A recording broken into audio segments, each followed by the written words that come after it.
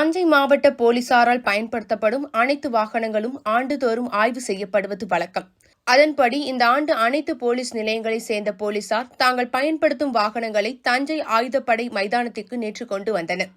இந்த வாகனங்களை தஞ்சை சரக டிஐஜி ஜெயச்சந்திரன் ஆய்வு செய்தார். அப்போது போலீசாரின் உடைமைகளையும் பார்வையிட்டார்.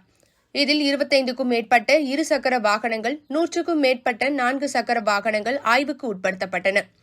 மேலும் வாகனங்கள் சரியாக பராமரிக்கப்படுகிறதா, எரிபொருள் சரியான அளவில் பயன்படுத்தப்படுகிறார்களா எனவும் வாகனங்களின் பதிவேடுகளையும் ஆய்வு செய்தார். ஆய்வின் போது மாவட்ட போலீஸ் சூப்பரண்ட் ஆஷிஷ் ராவத், தஞ்சை நகர துணை போலீஸ் சூப்பரண்ட் ராஜா, இன்ஸ்பெக்டர்கள் மற்றும் போலீசார்கள் உடனிருந்தனர்.